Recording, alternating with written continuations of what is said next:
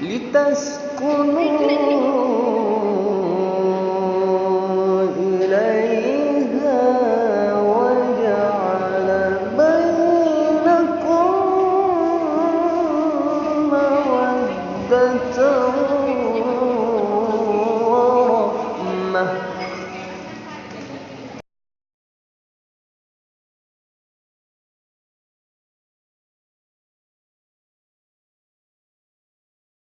لتسكنوا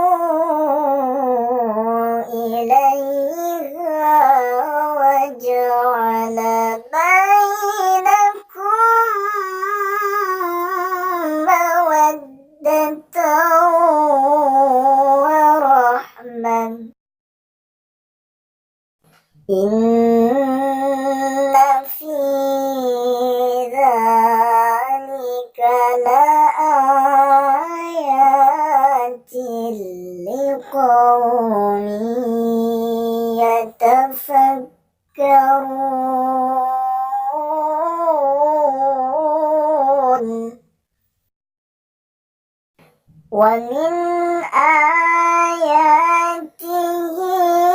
خلق السماوات والأرض واختلاف ألسنتكم وألوانكم.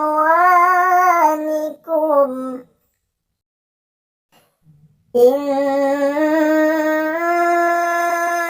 في ذلك لآيات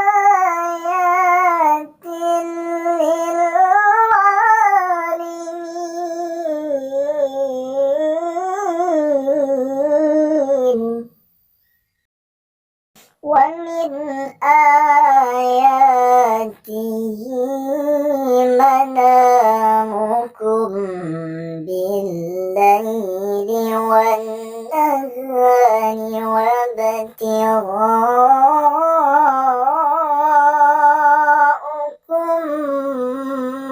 من فضله. إن في ذلك لآيات لقوم يسمعون.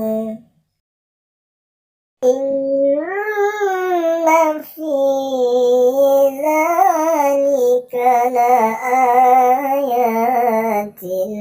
لقوم يسمعون.